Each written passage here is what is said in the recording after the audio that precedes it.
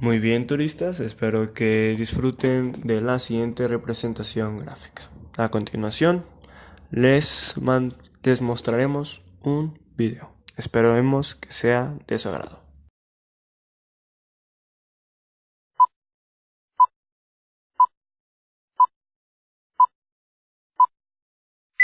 Ahora, empecemos con la primera parte.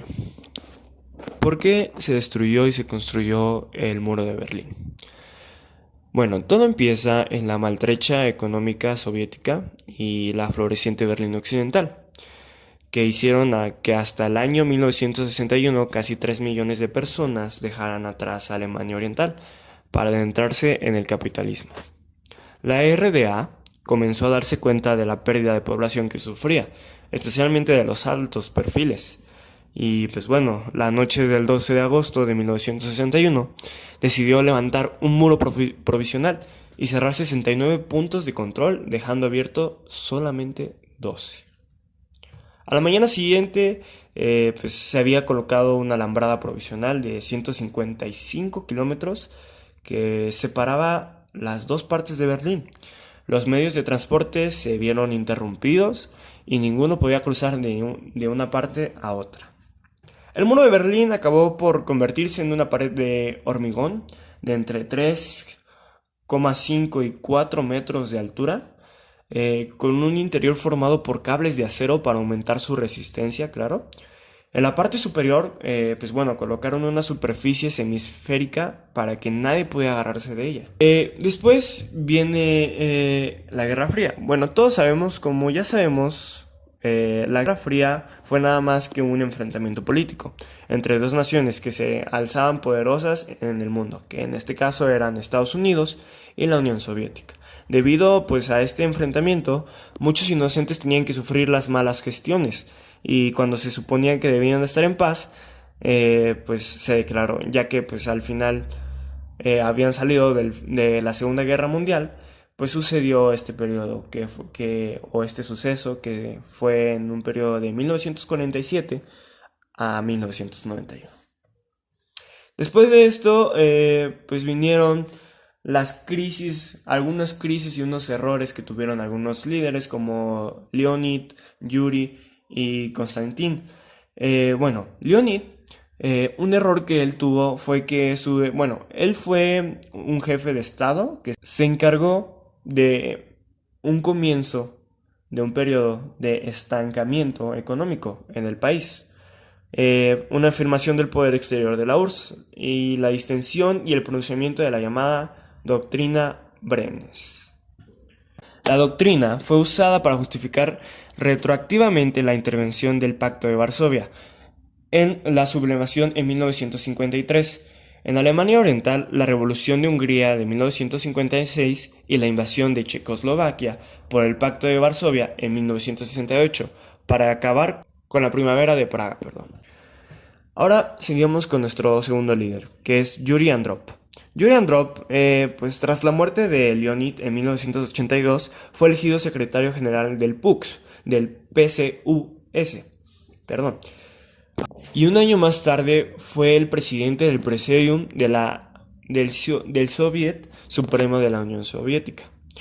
Su corto mandato estuvo orientado en un sentido reformista y pues tratando de aligerar el peso de la burocracia y revitalizar la economía y la administración del país, gravemente estancada durante la era de Brezhnev. Sin embargo, pues los problemas de salud que él tuvo lo mantuvieron apartado de la actividad política y murió sin haber realizado grandes reformas. Pues desapareció de los actos públicos en agosto de 1983. Después vamos con nuestro tercer y último líder, el cual es Konstantin. Él, tras la muerte de Yuri, lo sucede como secretario general de la PCUS y también fue presidente del Presidium de Soviet Supremo de la Unión Soviética. En pocas palabras, fue el presidente o fue jefe de Estado.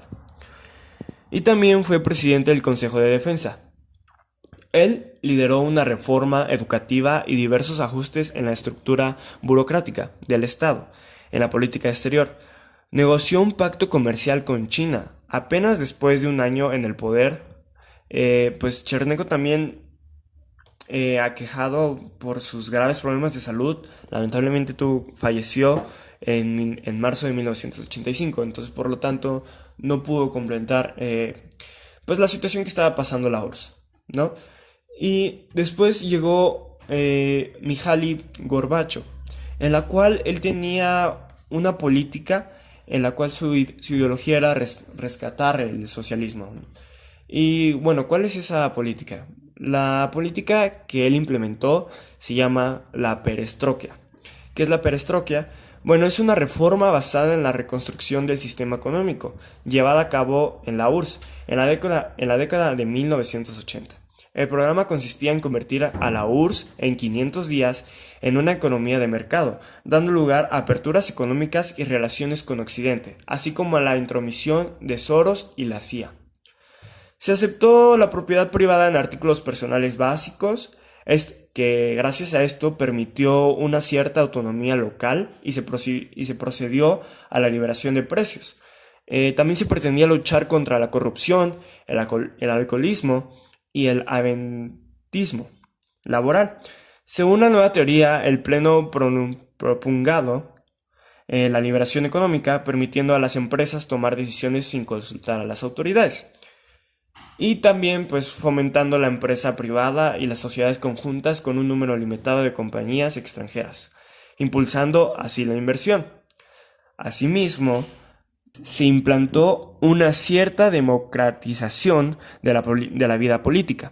La parte negativa que encontramos fue que esta decisión provocó la escasez y la necesidad de subvención,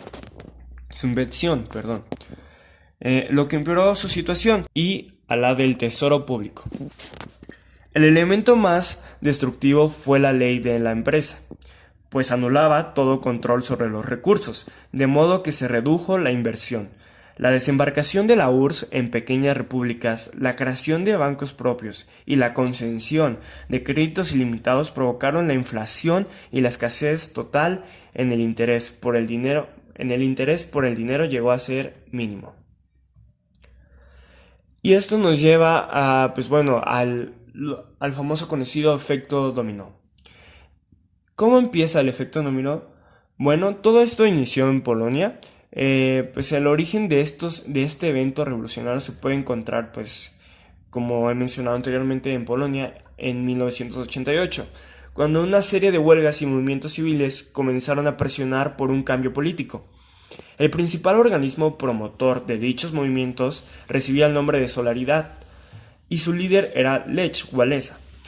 A partir de 1989, la resistencia civil se intensificó y se convocó a elecciones. Solidaridad postuló a Tadeusz como nuevo primer ministro, resultando ganador y con ello poniendo fin a más de 40 años interrumpidos de gobierno comunista. La Unión Soviética decidió no intervenir y así comenzó la caída del bloque comunista en un efecto dominó irreversible. En el caso de Polonia fue rápidamente, sucedió por movimientos similares en Hungría, Checoslovaquia, Bulgaria y Alemania Oriental. Después, por último, sucede la caída del muro de Berlín. Tras una serie de protestas pacíficas, el 9 de noviembre de 1989, el gobierno de Alemania Oriental anunció oficialmente que los ciudadanos de Berlín podrían transitar entre este y oeste sin mayor problema. De manera espontánea, los berlineses comenzaron a aglomerarse en los puntos de chequeo del muro, demandando que inmediatamente se les permitiese cruzar. Cuando finalmente lograron hacerlo, comenzó un fervor popular celebrando la nueva libertad que acababan de conquistar. Esa misma noche, los berlineses, por fin reunidos, tomaron las herramientas que pudieron encontrar y comenzaron a desmantelar el muro. En mi opinión, pienso que la gente estaba aterrada, ya que estaban pasando por muchas guerras, y la gente estaba confundida a la vez, ya que pues en esa época se estaba buscando una solución económica para la URSS, cuando lo único que les trajo fue más guerras. Entonces, en mi opinión, la gente estaba en mayor descontento, y ya que no había una respuesta por el gobierno. En conclusión, lo que puedo decir, creo que en este suceso que pasó en el en el muro de Berlín, llegaron a pasar muchas cosas en cuanto a lo social y a lo político, ya que pues la URSS sufrió una crisis económica y esto provocó que la gente estuviera en un gran descontento. Entonces, gracias a esto, lo único que trajo este problema fue pues una crisis económica, problemas para la sociedad y además muertes en cuanto a todos los países.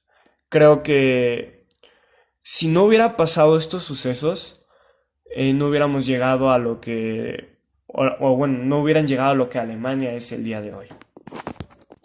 Muchas gracias por escuchar, turistas. Por favor, continúen con su viaje. Gracias.